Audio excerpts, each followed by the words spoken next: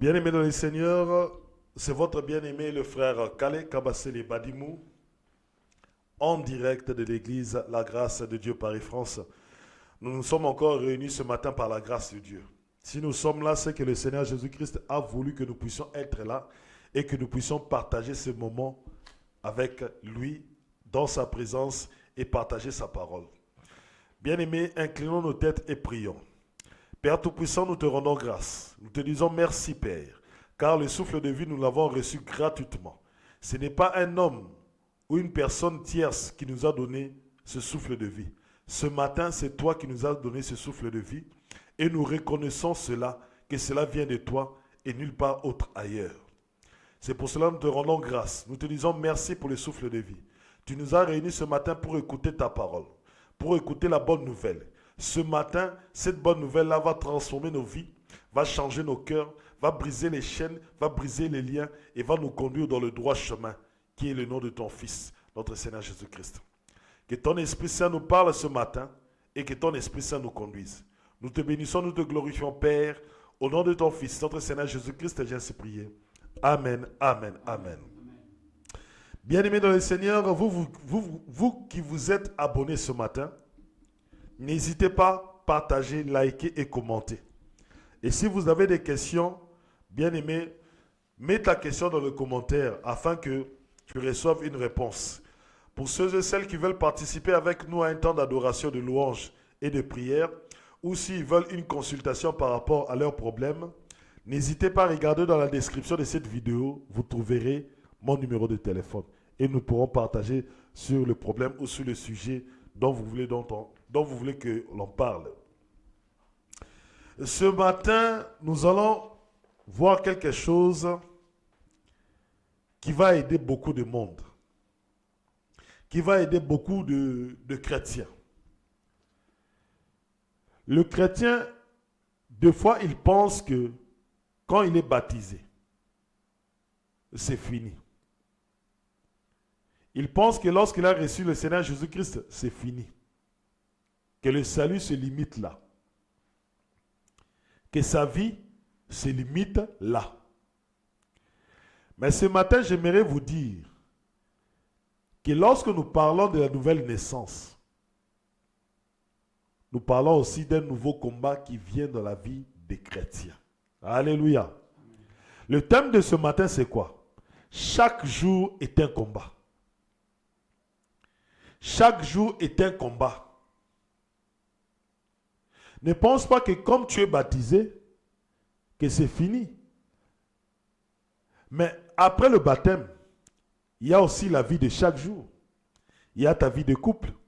Il y a tes enfants. Il y a ton travail. Tu vis. C'est là où les épreuves se manifestent. C'est là où le combat se manifeste. D'où le thème de ce matin. Chaque jour est un combat. Les épreuves que tu vas passer dans ta vie, ce sont des combats. Cela te permet de grandir. Sans ces épreuves-là, sans ces combats-là, tu ne peux pas grandir dans la foi. Tu ne peux pas affermir ta foi. Or, nous, ce que nous cherchons en tant qu'enfants de Dieu, c'est de garder notre foi jusqu'à la fin. Or, pour que nous puissions manifester que nous avons gardé notre foi jusqu'à la fin, nous devons passer des épreuves, nous devons passer des combats, nous devons passer des situations qui nécessitent l'intervention de notre Seigneur Jésus-Christ. Alléluia. Alors, quand toi tu penses que j'ai reçu le Seigneur, c'est fini, non, bien-aimé. Peut-être ta maladie, c'est ton combat de chaque jour. Peut-être l'épreuve de ta famille, peut-être ton mari, peut-être ta femme, peut-être des enfants. Ce sont des épreuves que Dieu met dans ta vie afin que tu puisses affermir ta foi, afin que tu puisses demeurer dans la foi. C'est pour cela le thème de ce matin, c'est chaque jour est un combat. Prenons Proverbe chapitre 4, à partir du verset 20 jusqu'au verset 27. Proverbe chapitre 4. À partir du verset 20 jusqu'au verset 27.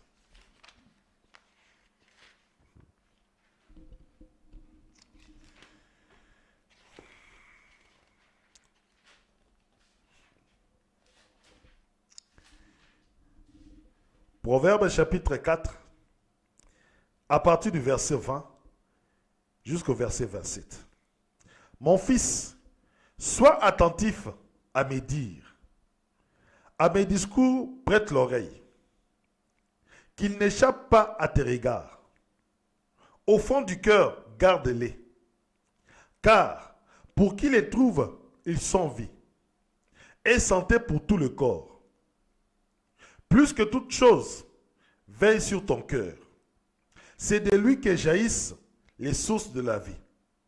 Détourne de toi la bouche perverse. Éloigne les lèvres trompeuses. Que tes yeux gardent en face. Que tes yeux regardent en face. Que tes regards se dirigent droit devant toi. Nivelle le chemin de tes pas. Et que toutes tes voies soient bien affermies. Ne dévie ni à droite, ni à gauche. Détourne ton pied du mal. Alléluia. Bien-aimés dans le Seigneur, quand nous disons que chaque jour est un combat, comment est-ce que tu peux supporter ce combat? Comment est-ce que tu peux passer ces épreuves si tu n'as pas la parole? Le Seigneur te dit ce matin, le Seigneur Jésus-Christ te dit ce matin, il te dit ceci. Mon fils, sois attentif à mes dires et mes discours, prête l'oreille.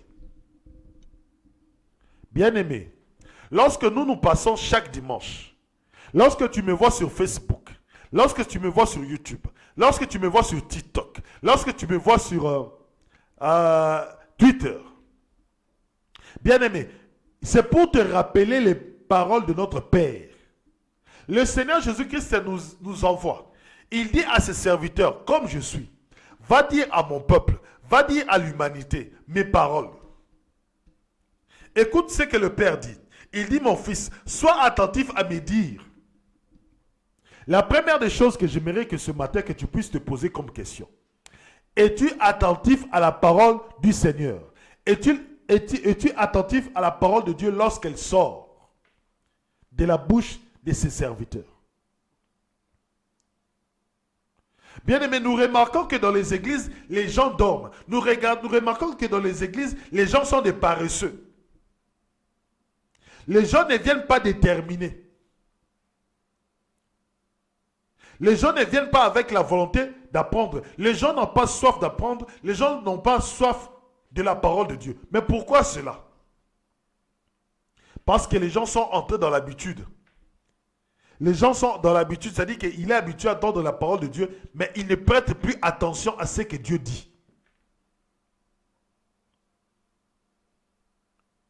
Bien-aimé, est-ce que prêtes-tu attention à la parole de Dieu lorsqu'elle est proclamée? Parce que la parole du Seigneur, la parole de Dieu, nous devons la prendre au sérieux. Quand quelqu'un prend la parole du Seigneur au sérieux, bien-aimé, quel que soit son combat, quelles que soient ses épreuves, il sait qu'il peut s'appuyer seulement sur la parole de Dieu. Il doit être attentif à la parole de Dieu.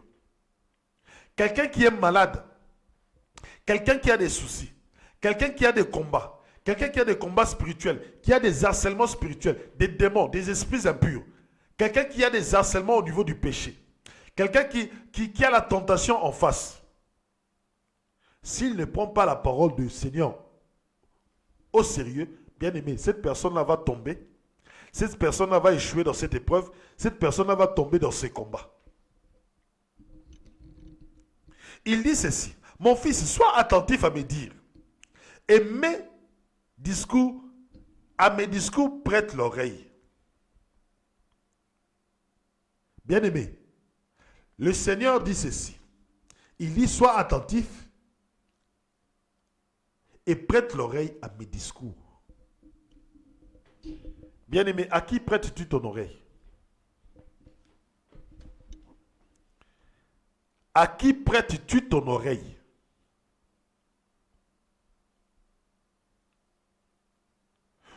Il y a un temps où nous devons écouter. Il y a un temps où nous devons entendre. Il y a un temps où les oreilles doivent recevoir la parole de Dieu.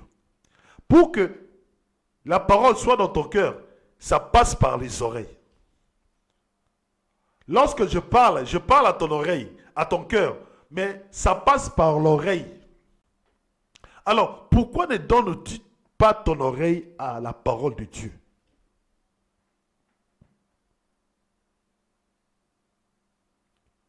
L'habitude fait ceci. Ah, il parle, il dit seulement comme ça, bon, ça va passer.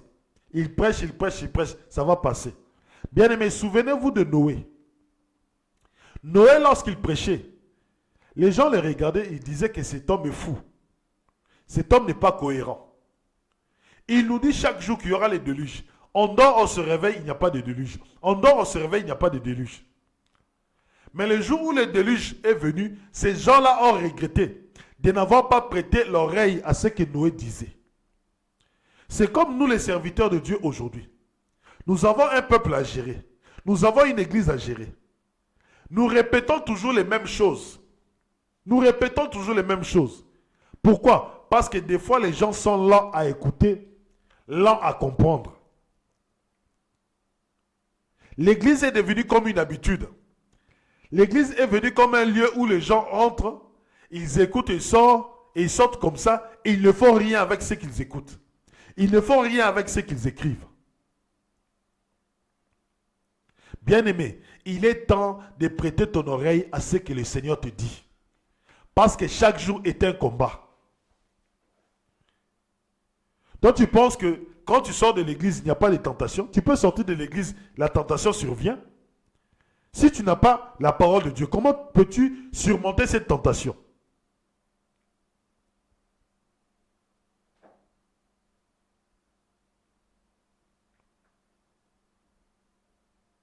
Et ça, nous devons prêter l'oreille. Pourquoi? Parce que lorsque nous prêtons l'oreille à ce que le Seigneur dit, lorsque nous prêtons l'oreille à ce que Dieu dit, bien aimé, cela nous évite beaucoup de problèmes, cela nous évite beaucoup de soucis dans notre marche chrétienne. Il dit ceci, il continue. Qu'il n'échappe pas à tes regards. Au fond du cœur, garde-les. Alléluia. Bien-aimé, qu'est-ce que tu fais de la parole de Dieu? Il y a d'autres personnes. La parole entre dans l'oreille droite, elle sort de l'oreille gauche. Mais il y a aussi d'autres personnes.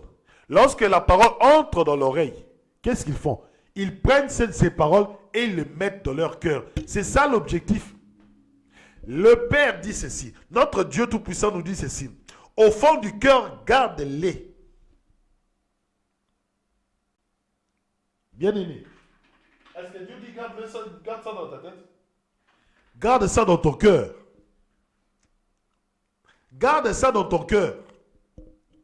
Parce que ce qui est gardé dans ton cœur jaillit dans tout le corps. Ce qui est gardé dans ton cœur traverse tout le corps. Ce qui est gardé dans ton cœur transforme ton corps. Quand le cœur est changé, quand l'intérieur du cœur est changé, quand l'intérieur du cœur est transformé, c'est l'ensemble du corps qui est changé, qui est transformé. C'est l'ensemble de tes actes qui sont changés, qui sont transformés. Quelqu'un comme Marie de Magdala, qui a accepté Jésus-Christ dans sa vie, que Jésus-Christ est dans son cœur. Marie de Magdala a abandonné la prostitution. Cela démontre que Jésus-Christ est dans son cœur. Mais toi, tu as accepté Jésus-Christ. Jésus-Christ n'est pas dans ton cœur. Pourquoi? Quand Jésus-Christ est dans ton cœur, il y a le changement de comportement, il y a la vie qui se manifeste.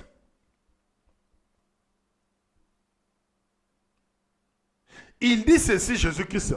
Moi et mon Père, nous viendrons habiter en toi. Ils habiteront où? Dans ton cœur. L'habitation du Seigneur Jésus-Christ, c'est dans ton cœur. Pourquoi est-ce que dans certaines églises, les gens ne changent pas? La méchanceté continue. Le copinage, l'adultère, la fornication. Pourquoi est-ce que ça continue? Pourquoi est-ce que ces choses-là sont dans l'église? Parce que les gens ne veulent pas mettre la parole de Dieu dans leur cœur. Si tu viens physiquement à l'église et que tu ne mets pas la parole de Dieu dans ton cœur, cela ne te servira à rien. Tu vas passer un siècle dans l'église, tu ne changeras pas. Alléluia. Vous allez passer un siècle dans l'église, vous n'allez pas changer. Pourquoi? Parce que vous ne prêtez pas attention à ce que le Père dit et vous ne prenez pas ces paroles, vous ne les mettez pas dans vos cœurs. C'est ça le problème.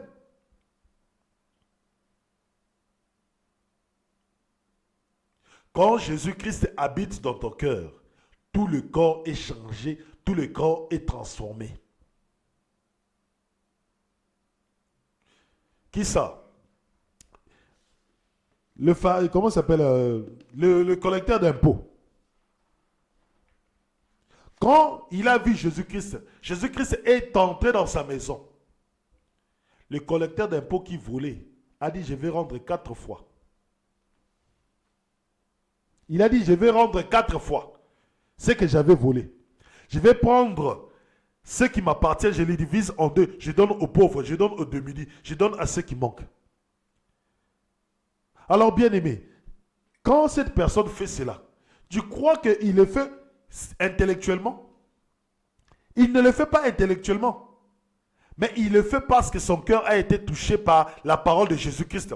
Parce que Jésus-Christ est entré dans son cœur. Lui qui était voleur, il a dit que je ne vais plus voler. Lui qui était égoïste, il a commencé à partager. Mais toi, depuis que tu viens à l'église, lorsque tu entends la parole du Seigneur, qu'est-ce que tu en fais? Le mets-tu dans ton cœur? Parce que si tu me dis que tu le mets dans ton cœur, tu dois être changé, tu dois être transformé. Nous continuons. Écoutez dans le verset 22. Car pour qui les trouve, ils sont vie. Alléluia. On a dit qui cherche, trouve. On a dit pour qui les trouve. Mais est-ce que toi tu cherches la parole? Pourquoi dois-tu chercher la parole? Parce que la parole est vie. Maintenant, nous sommes là, en train d'enseigner matin, midi et soir. Nous t'enseignons cette vie-là. Nous te donnons cette parole-là. Mais toi, on ne comprend pas, tu n'arrives pas à le trouver.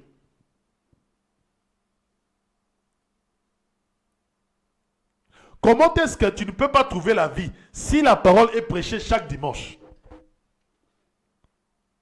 Nous transmettons la vie. Nous transmettons la vie. Pour qui le trouve, elle est vie. Non seulement la vie physique, mais la vie éternelle. Non seulement la vie physique, mais la vie divine. Écoutez la suite. Et santé pour tout le corps. Alléluia. Bien aimé. On a dit, et santé pour tout le corps. Mais je ne comprends pas. Si cette parole t'apporte la vie, si cette parole t'apporte la vie divine, si cette parole t'apporte la santé, mais dis-moi, pourquoi ne pas utiliser cette parole pour que tu aies la bonne santé?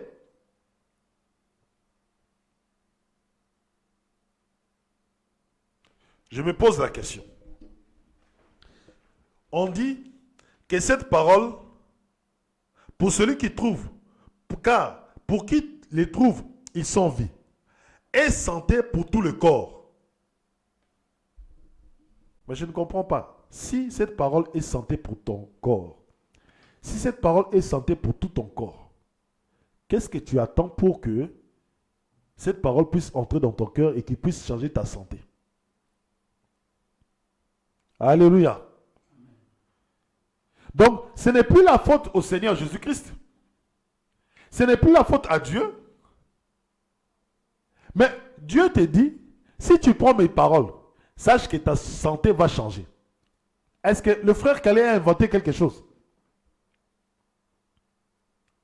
Vous voulez qu'on vous impose les mains? Là, tu es guéri. Oui, je suis guéri. Là, l'homme de Dieu est fort. Bien aimé, quand cette parole sort,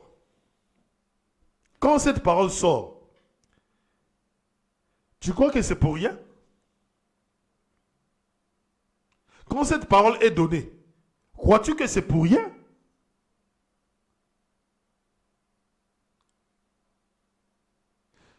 Le serviteur de Dieu te guérit avec quoi? C'est en fonction de la parole. La parole dit, vous imposerez les mains aux malades seront guéris. Bien aimé, c'est à travers la parole que le serviteur guérit. Maintenant, toi, tu attends seulement que le serviteur guérisse et puis c'est bon. La parole, tu le délaisses. La parole, tu le laisses. Or que les serviteurs, pour te guérir, ils utilisent la parole. Maintenant, les serviteurs viennent te donner la parole pour que toi aussi tu l'utilises. Tu ne veux pas l'utiliser. Pourquoi? Tu refuses de l'utiliser. Tu veux que le serviteur se plie en quatre pour que toi tu sois guéri, pour que toi tu sois bien. Toi, tu ne veux rien faire. Toi, tu veux être fainéant. Tu veux seulement que le serviteur puisse agir. Bien aimé, ça, ce n'est pas le but du serviteur. Le Seigneur Jésus-Christ a dit, je vous ai donné le pouvoir. Pourquoi? Parce qu'il sait que lui ne peut pas tout faire lorsqu'il est sur terre. Il faut qu'il donne le pouvoir à certaines personnes, à une catégorie de personnes, pour qu'ils puissent faire le travail. Le Seigneur Jésus-Christ ne va pas descendre du ciel spécialement pour toi. Il a des serviteurs. Et il établit les serviteurs afin que les serviteurs puissent parler de lui. Puissent manifester sa puissance. S'il doit utiliser quelqu'un pour manifester sa puissance, ce sont les serviteurs et les enfants de Dieu. Mais la parole est là, devant toi. La parole dit ceci. Car pour qui les trouve, ils sont vie et santé pour tout le corps. Lorsque je te dis que chaque jour est un combat, tu vas utiliser cette parole face à la tentation. Tu vas utiliser cette parole face aux épreuves. Tu vas utiliser cette parole face aux démons. Tu vas utiliser cette parole face aux sorciers. Quelle que soit la situation que tu auras, tu devras utiliser cette parole. Tu ne peux pas utiliser autre chose que la parole. Tu es malade. La parole dit, et santé pour tout le corps. Ce n'est pas le frère Calais qui le dit. C'est la parole qui le dit. Maintenant, qu'est-ce que tu attends pour utiliser cette parole? Qu'est-ce que tu attends?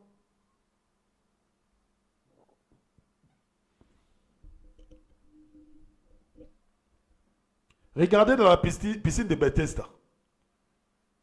Celui qui était là-bas, il a fait ses 30 ans, ses 38 ans. Personne ne pouvait l'aider. Mais il était là parce qu'il savait que sa solution était dans l'eau. Il était là parce que sa solution était dans l'eau. Alors s'il était resté à la maison, est-ce qu'aurait-il rencontré Jésus-Christ? Alléluia. Il y a des choses que nous devons faire aussi. Il y a des choses que nous devons pratiquer aussi. Le paralytique, il ne pouvait pas marcher. Il a dit seulement, prenez-moi, allez me déposer à la piscine de Bethesda. Là où l'ange descend. Afin que s'il y a moyen que je puisse aussi me jeter dans l'eau, afin que je sois guéri. Quelqu'un qui connaît là où se trouve sa guérison, et va rester les bras croisés. Quelqu'un qui connaît là où se trouve sa solution, va-t-il rester les bras croisés? S'il reste les bras croisés, c'est que c'est un fainéant, et qu'il ne veut pas être guéri. Quelqu'un qui est malade, qui refuse d'aller chez le médecin. Ça n'a aucun sens. Et il pleurniche à la maison, je suis malade, je suis malade, je suis malade. Mais on te dit, va voir le médecin, tu ne veux pas. Mais tu vas rester là. Tu vas souffrir, tu vas continuer à souffrir comme ça. Chaque jour est un combat. Chaque jour est un défi. Et sans la parole, tu ne peux rien. Et santé pour tout le corps. Bien aimé, santé pour tout le corps. Ils n'ont pas dit que santé seulement pour le pied.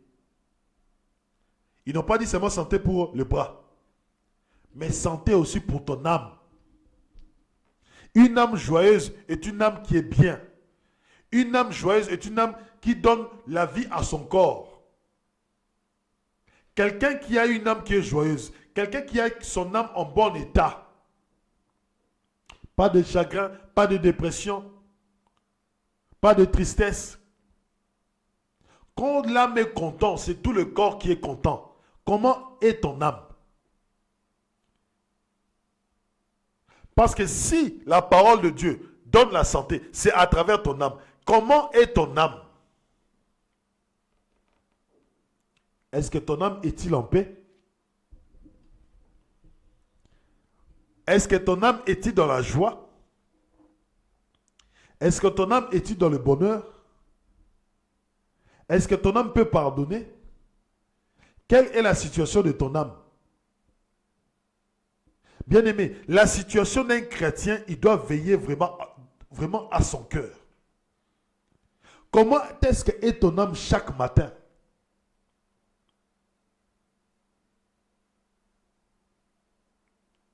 Bien-aimé, celui qui cherche trouve. Tu cherches la guérison, tu dois la trouver. Tu dois la trouver. Tu cherches, tu trouveras. Cette parole est sûre et certaine.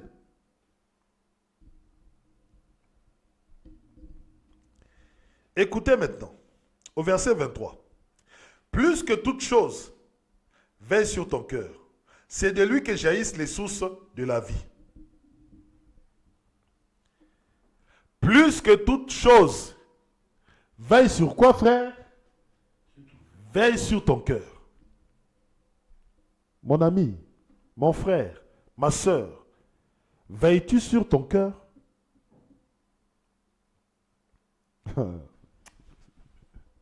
Lorsque je vous dis que le thème que chaque jour est un combat, tu dois veiller à ton cœur chaque jour. Il ne faut pas que la haine entre dans ton cœur. Il ne faut pas que la jalousie entre dans ton cœur. Il ne faut pas que le non-pardon entre dans ton cœur. Il ne faut pas que la réticence entre dans ton cœur. Bien-aimé, qu'est-ce qui entre dans ton cœur? Ou qu'est-ce que as-tu dans ton cœur? Est-ce le meurtre? Est-ce l'adultère? Parce que c'est ça qui te rend impur. Et quand tu es impur, tu deviens malade. Ton âme devient malade. S'il y a quelque chose qui te manque, bien-aimé, afin que tu sois dans la joie, bien-aimé, recherche cette chose-là. On a dit cherchez et vous trouverez. Pourquoi ne cherches-tu pas la paix? Pourquoi ne recherches-tu pas l'amour? Pourquoi ne recherches-tu pas la guérison?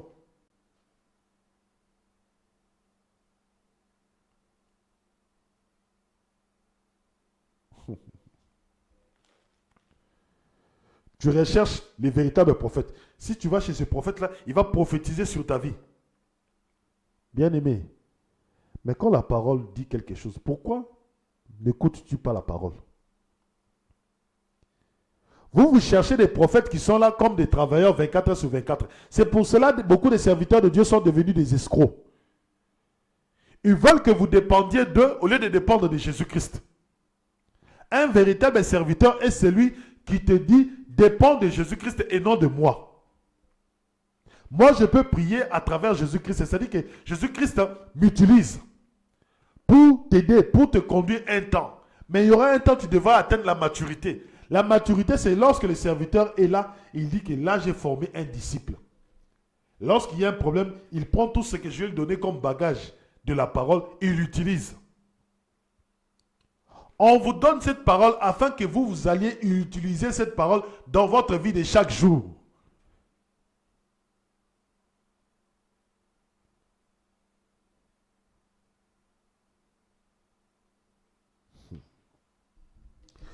Plus que toute chose, veille sur ton cœur.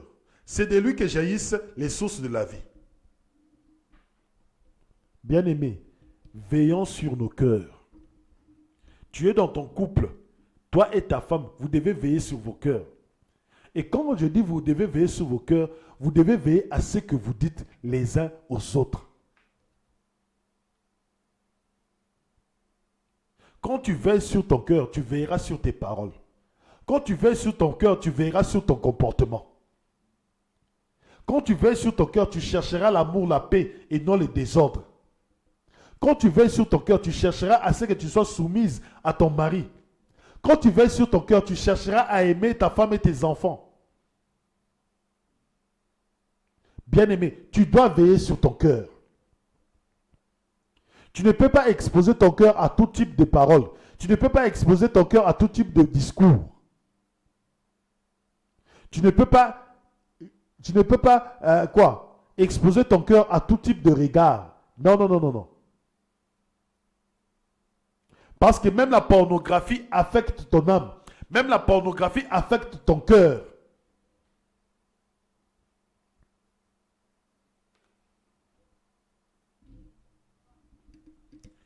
Détourne-toi, détourne de toi la bouche perverse. Éloigne les lèvres trompeuses. Bien-aimé, comment est-ce qu'est ta bouche? Comment est-ce qu'est ta bouche? Qu'est-ce que tu dis? Comment parles-tu? Est-ce que ce que tu dis reflète la vérité? Ou est-ce que ta bouche est trompeuse? Alléluia. Comment est-ce que est ta bouche? Qu'est-ce que tu dis? Est-ce la vérité ou est-ce du mensonge? Le Seigneur te dit, éloigne de toi cette bouche trompeuse. Éloigne de toi cette bouche perverse. Éloigne de toi ces lèvres trompeuses. Cela va te faire tomber.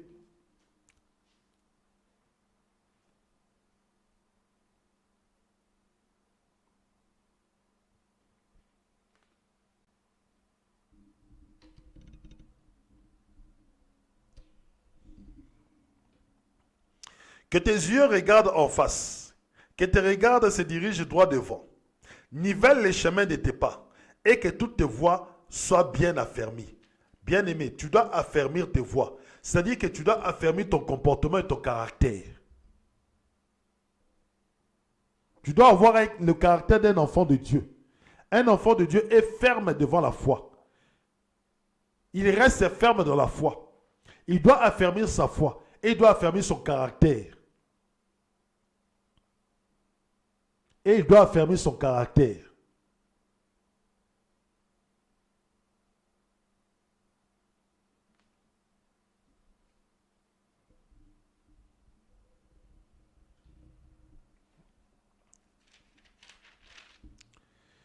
Ne dévie ni à droite, ni à gauche. Détourne ton pied du mal. Ne dévie ni à droite, ni à gauche. Détourne ton pied du mal. Ne dévie pas de la parole. Ne va pas à droite de la parole. Ne va pas à gauche de la parole. Reste dans la parole. Et détourne-toi du mal. Chaque jour est un combat. Tu dois chaque jour te détourner du mal. Tu dois chaque jour ne pas dévier de la parole ni à gauche ni à droite. Parce que si tu dévies, tu pèches. Quand tu fais le mal, le Seigneur n'est pas avec toi. Le Seigneur est éloigné de toi.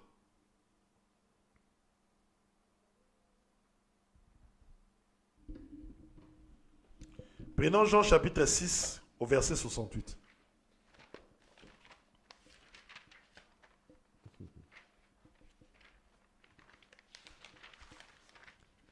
Jean chapitre 6 au verset 68.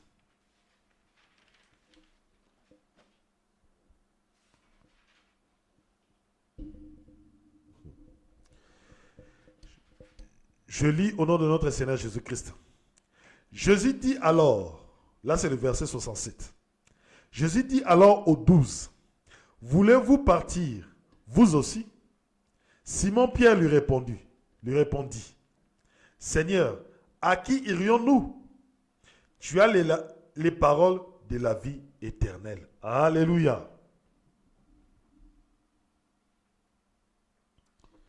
Bien-aimés, même les apôtres ont compris que si nous nous éloignons du Seigneur Jésus-Christ, nous n'aurons pas la vie. Nous n'aurons pas la santé. Notre âme sera dans les ténèbres. Nous n'aurons pas la joie, nous n'aurons pas le bonheur. Loin du Seigneur Jésus-Christ, c'est la mort. Loin du Seigneur Jésus-Christ, il n'y a pas la vie. Alors si la parole te dit que loin de lui, il n'y a pas la vie, pourquoi veux-tu t'éloigner du Seigneur Jésus-Christ? Ce matin, je t'exhorte de ne pas t'éloigner du Seigneur Jésus-Christ. Écoute, sois attentif à ce qu'il dit, parce que sa parole est la vie. Et comme sa parole est la vie, sa parole aussi est santé pour tout ton corps. Ta parole est aussi santé pour tout ton corps.